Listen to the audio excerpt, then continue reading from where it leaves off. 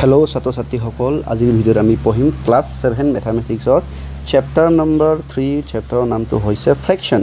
সপ্তম শ্ৰেণী গণিতৰ অধ্যায় নম্বৰ 3, অধ্যায়ৰ নামটো হৈছে ভগ্নাংশ। আজিৰ ভিডিঅ'ত আমি সেইটো অধ্যায়ৰ ৱৰ্কশীট 3.5 কৰি চাওঁ অহা 3.5 আমি সমাধান কৰিম।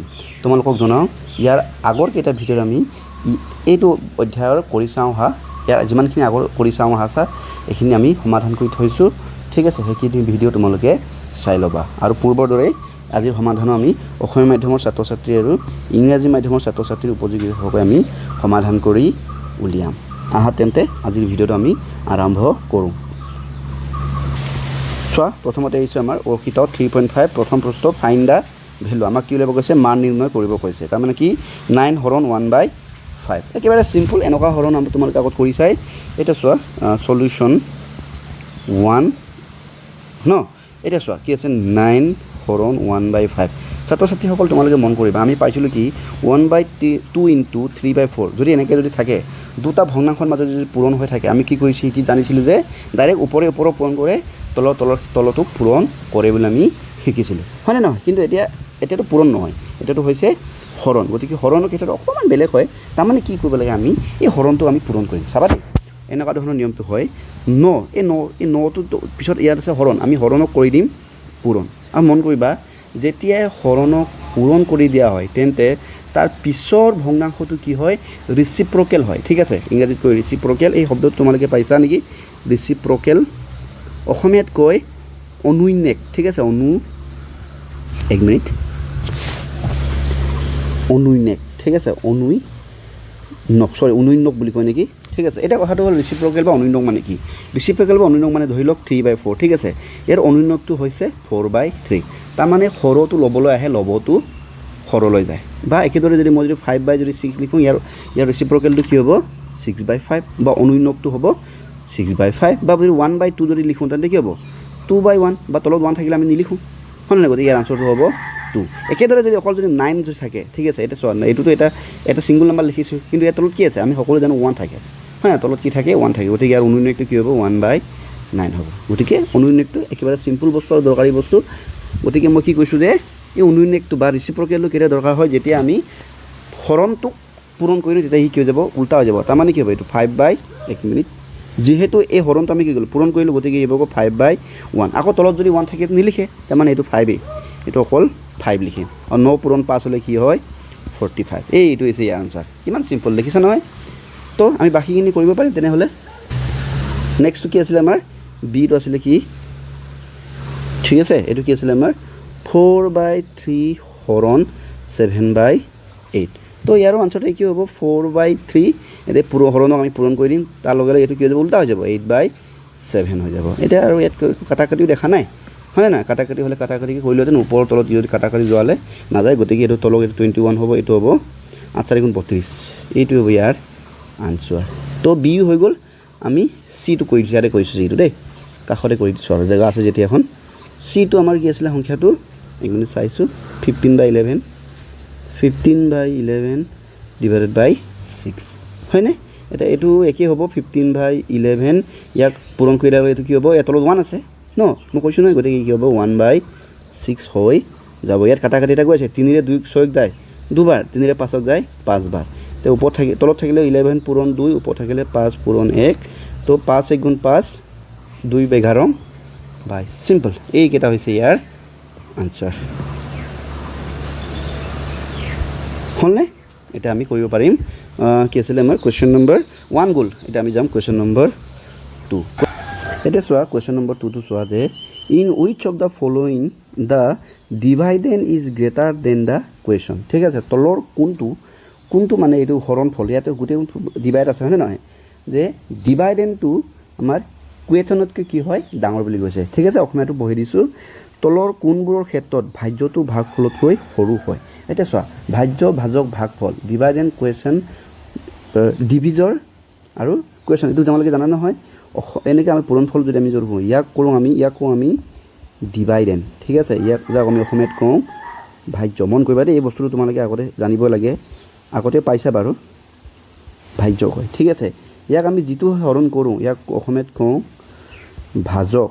ঠিক আছে ইয়াক কয় ডিভিজৰ অসমীয়া ইংৰাজীত কয় ডিভিজৰ আৰু সিহঁতৰ মাজত পূৰণ এইটো হৰণ কৰি যিটো উত্তৰ পাওঁ এইটো কয় ইংৰাজীত কয় কুৱেশ্যন ঠিক আছে কুৱেশ্যন এইটো প্ৰনাউন্সিয়েশ্যন তোমালোকে চাই ল'বা আমিতো কুৱেশ্যন বুলিয়ে পঢ়োঁ কোনোবা কুৱেশ্যন বুলি ক'লে যি নহওক আৰু এইটো অসমীয়াত হয় ভাগফল এইটো অসমীয়াত কয় ভাগফল ঠিক আছে আৰু মন কৰিবা সিহঁতৰ পৰা যদি কিবা যদি বাকী থাকে এইটো কয় ভাগশেষ বা ইংৰাজীত কয় ৰিমাইণ্ডাৰ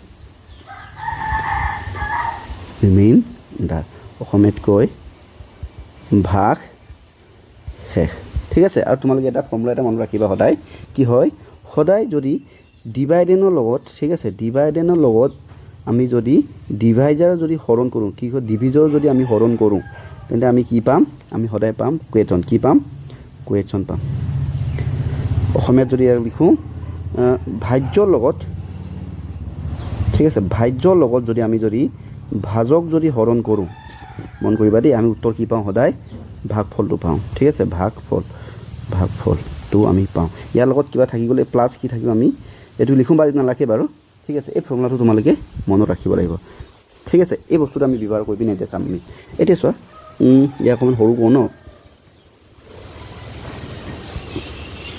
ইয়াক সৰু কৰি নিয়ে ছাইডত লিখি দিছোঁ মই দেই মন কৰিবা এতিয়া চোৱা তাৰমানে এনেকুৱা হয় আৰু এটা কথা ক'বলৈ থাকি গৈছে ধৰি লওক বোলে 6/3 ঠিক আছে 6/3 গতিকে এইটো হ'ব আমাৰ কাৰণে হ'ব এইটো আমাৰ কাৰণে হ'ব ডিভাইডেণ্ট ঠিক আছে এইটো আমাৰ কাৰণে হ'ব ডিভাইডেণ্ট আৰু এইটো হ'ব আমাৰ কাৰণে ডিভিজৰ মন কৰিবা দেই আৰু ইয়াক হৰণ কৰি আমি যিটো উত্তৰ পাম ধৰি লওক 6 লগত 3 হৰণ কৰিলে 2 পাওঁ ই হ'ব আমাৰ কাৰণে কুৱেশ্যন উদাহৰণ বুজাই দিছোঁ এইটো হ'ল আমাৰ কাৰণে ভাজ্য এইটো হ'ল ভাজক ই হ'ল আমাৰ ভাগফল এতিয়া চোৱা প্ৰশ্নত এনেকুৱা ধৰণৰ দিছে যে কোনটো প্ৰশ্নৰ ক্ষেত্ৰত এই ভাজ্যটো এই ভাগফলতকৈ সৰু বুলি কৈছে তাৰমানে আনচাৰটো 0 কম লেছ হ'ব গতিকে এইটো চোৱা ইয়াতো ভাজ্যটো ইয়াতকৈ ডাঙৰ হৈ আছে গতিকে ই সৰু নহয় ঠিক আছে এনেকুৱা ধৰণৰ আমাক প্ৰশ্ন সুধিছে একো নাই এতিয়া মই কৈ দিছোঁ বাৰু অংক এতিয়া চোৱা অংকটো কি আমাৰ প্ৰথম প্ৰশ্নটো কি 1 মিনিট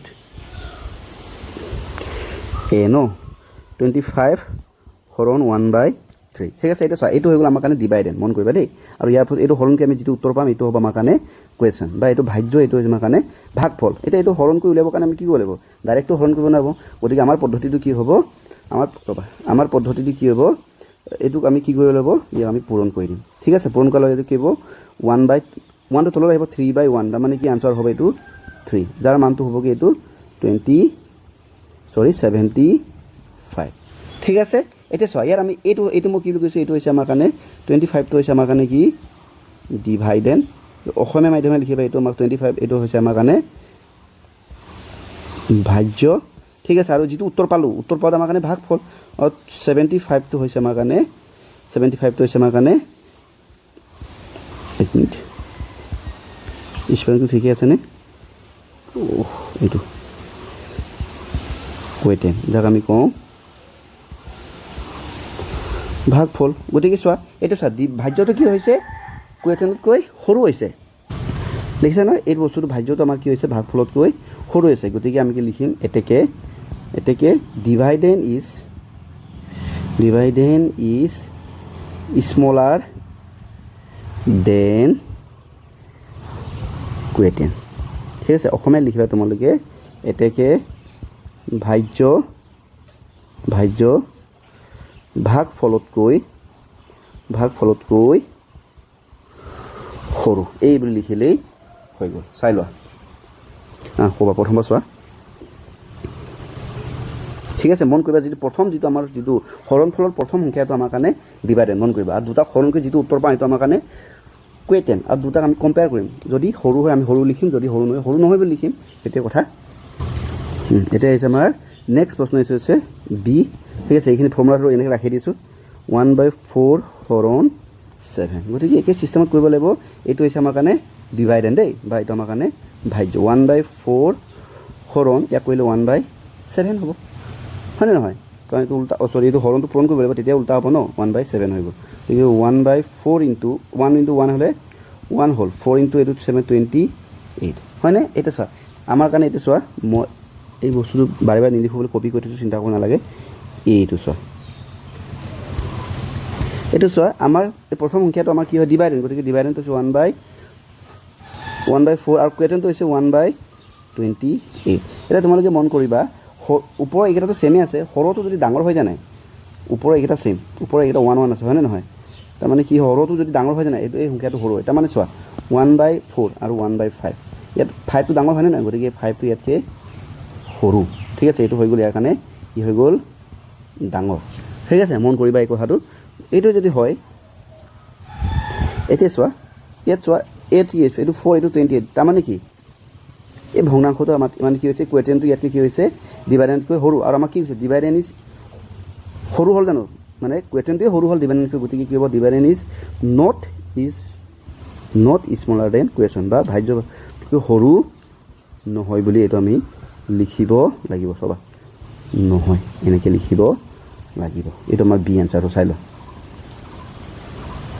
লাষ্ট আহিছোঁ আমাৰ এইটো কুৱেশ্যন নম্বৰ চি এইটো আমাৰ question number C question number C এইটো একেই হ'ব চিষ্টেমটো এইটো আমাৰ ডিভাইডেণ্ডটো ন ইয়াৰ হৰণকৈ যিটো পাম বা পূৰণকৈ যিটো পাম এইটো আমাৰ কাৰণে কুৱেশ্যনটো হ'ব এইটো ভাজ্যটো এইফালে ভাগফলটো আমি উলিয়াম এইফালে লিখিব লাগিব 3/7 এইটো পূৰণ কৰিলে 15/11 হৈ যাব ন এইটো 45 এইফালে কি হৈ গ'ল আমাৰ এইফালে পালোঁ আমি 77 মন কৰিবা এতিয়া আমাৰ আছিলে পেজ কৰিলে যাব আমাৰ এইখিনি পাতি লওঁ হয়নে ডিভাইডেণ্ডটো হৈছে আমাৰ কিমান 3/7 আৰু কুৱেশ্যনটো আমি কিমান পালোঁ 45/77 এইটো অকণ কাটা কাটিতে গ'লে তেনে হাতেৰে ন এইটো হাতেৰে যদি কৰোঁ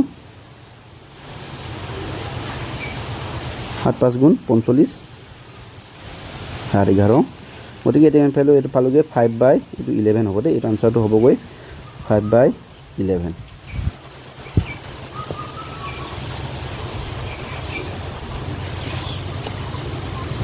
নাই এইটো ভুল হৈছে এইটো এনেকৈ নহয় এইটো ক'ত হ'ব কাটা কাটি নহ'ব ন এইটো কি হ'ব এইটো হ'ব কিমান আমাৰ এইটো হ'ব 77 বা এইটো 45 হ'ব দেই এইটো হ'ব আমাৰ 45/77 এইটো হ'ব ভুল হৈছিলে এইটোৱে হ'ব লাগে এতিয়া চোৱা তোমালোকে মন কৰা এতিয়া 3/7 আৰু এইফালে 45/77 কোনটো ডাঙৰ হ'ব তুমি ভালকৈ মন কৰাচোন এতিয়া চোৱা মই যদি ইয়াক এইটোতো ঠিক আছে ইয়াক যদি হয় এফালে সমান কৰিব যাওঁ ইয়াৰ লগত কি পূৰণ কৰিব লাগিব ইয়াৰ লগত পূৰণ কৰিব লাগিব 11 ইয়াৰ লগত পূৰণ কৰিব লাগিব 11 তেতিয়া হ'ব এইটো 33/77 আৰু চোৱা এই সৰহকেইটা ছেম হৈ গ'ল এতিয়া তোমালোকে মন কৰিবা যদি সৰহকেইটা ছেম হয় ওপৰৰ যাৰ সংখ্যাটো ডাঙৰ হ'ব এইটো ডাঙৰ হ'ব গতিকে 45টো ডাঙৰ ইয়াতকৈ 33 গতিকে কি হ'ব তাৰমানে কি 45/77টো কাতকৈ ডাঙৰ 3/7তকৈ ডাঙৰ এতিয়া 45/77টো কি ভাগফল হয় আৰু ভাজ্যটো 3/7 গতিকে এইটো ভাগফলটো ডাঙৰ হয়নে নহয় তাৰমানে ভাজ্যটো সৰু এইটোকে আমি লিখিম গতিকে আনচাৰটো এইটোৱে হ'ব যিটো আছে আমাৰ কিতাপত মানে যিটো আমাক সুধিছে এতেকে ডিভাইডেণ্ড ইজ স্মলাৰ দেন কুৱেশ্যন তাৰমানে ই ডাঙৰ এইটো ডাঙৰ হৈ গ'ল হয়নে নহয় গতিকে ভাজ্য ভাগফলতকৈ সৰু চিও হৈ গৈছে নেক্সট এইটো আমাৰ 2/9 ডিভাইডেড বাই 4/7 একেই হ'ব চিষ্টেমটো এই হৰণ জেগাত পূৰণ লিখি দিম এটা লিখিব এইটো হ'বগৈ আমাৰ 4/7 হ'ব এইফালে হ'ব 7 9 63 এইফালে হ'ব এইটো কিমান হ'ব আমাৰ 8 হৈ গ'ল এতিয়া বাকী আমি উলিয়াই লওঁ কোনটো ডিভাইডেণ্ড কোনটো ভাজ্য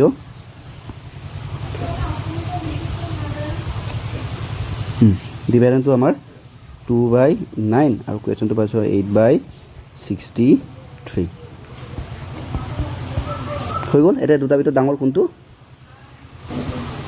ডাঙৰটো হ'ল সেইটো হয়নে নহয় কাৰণ এইটো চোৱা ডাঙৰটো কেনেকৈ হয় দেখাই দিছোঁ দেই এইটো হৈছে 2/9 হয়নে এইফালে আছে 8/63 ন এইটো ইয়াৰ লগত মিলাবলৈ 7 পূৰণ কৰিব লাগিব গতিকে এইফালে লাগিব 63 এতিয়া 2 7 গুণ 14 হ'ল এতিয়া চোৱা এইটো ছেম যদি হয় তলকেইটা ছেম হয় যদি হয় ওপৰত চাব লাগিব ওপৰত যোনটো ডাঙৰ সিয়ে ডাঙৰ ওপৰ এতিয়া ৰ'বা ডাঙৰ কোনটো এতিয়া এই ডাঙৰ 14টো ডাঙৰ হয়নে নহয় গতিকে এইটো ডাঙৰ চৰি গতিকে ভগ্নাংশটোত কোনটো ডাঙৰ হ'ব 2/9টোৱে ডাঙৰ হ'ব চৰি এইটো ভুল হৈ গৈছিলে ডাঙৰ হ'ব এইটো এতিয়া কি ডিভাইডেণ্ড ইজ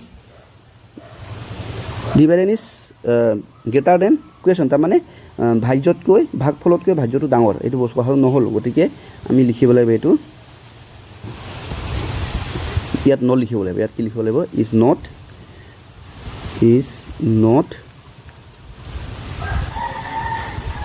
নহয় ঠিক আছে ইজ নট লিখিব লাগিব এইটো আমাৰ আছে কুৱেশ্যন নম্বৰ ডিৰ সলিউশ্যন ঠিক আছে এইটো 2/9 হৈ গ'ল আমাৰ কুৱেশ্যন নম্বৰ 2 হৈ গৈছে এতিয়া আমি যাম কুৱেশ্যন নম্বৰ 3 কুৱেশ্যন নম্বৰ 3 টো অলমোষ্ট এটো সেমে হয় অথনি উঠিছিলে ডিভাইডেন্টটো হৰু বুলি উঠিছে এবাৰ উঠিছে in which of the following the ডিভাইডেন্ট is greater than the question ক'ত ডিভাইডেন্টটো কুৱেশ্যনতকৈ ডাঙৰ বুলি উঠিছে দেই তলৰ কোনবোৰ ক্ষেত্ৰত ভাজ্যটো ভাগফলতকৈ ডাঙৰ গতিকে একে সিস্টেমে হ'ব আমি কৰি উলিয়াই ল'ম এইখিনি এই প্ৰথমটো মুছি দিছোঁ মই এক মিনিট ভুল হৈ গ'ল কিন্তু মুছি দিছোঁ দেই এইটো চোৱা প্ৰথম প্ৰশ্নটো আমাৰ কুৱেশ্যন নম্বৰ 3 ৰোমান নম্বৰ এ 16 ডিভাইড বাই 1/5 এইটো হৈছে আমাৰ কাৰণে ডিভাইডেণ্ট হয়নে নহয় গতিকে আমি এটা কৰি চাব লাগিব এইটো 16 পূৰণ 5/1 মানে 5 হয়নে নহয় ইজিকেলটো কি হ'ব 5 গুণ 30 শূন্য 1 5 গুণ 5 কে 8 এটা চোৱা এটা চাবা দেই এটা আমি পালো চোৱা ডিভাইডেণ্ট আমাৰ কি ডিভাইডেণ্ট আমাৰ এইটো ভাজ্যটো ভাজ্যটো আমাৰ কি 16 আৰু ভাগফল যাক আমি ইংৰাজীত কৈছোঁ কুৱেটেন শব্দটো কুৱেটেন ঠিক আছে যাক আমি অসমীয়াত কৈছোঁ ভাগ ফল ইজিকেলটো কিমান পালোঁ আমি 18 পালোঁ এটা প্ৰশ্নটো কি আমাক যে কোনটো ক্ষেত্ৰত ডিভাইডেণ্টটো ডাঙৰ বুলি কৈছে এটা চোৱা ডিভাইডেণ্টটো ইয়াতকৈ ডাঙৰ হয় জানো সৰুৱে হ'ল গতিকে নট গ্ৰেটাৰ লিখিব লাগিব দেয়াৰ ফৰ ডিভাইডেণ্ট is not এক মিনিট greater than কুৱেটেন ঠিক আছে অসমীয়া লিখিবা যে এতেকে ভাজ্য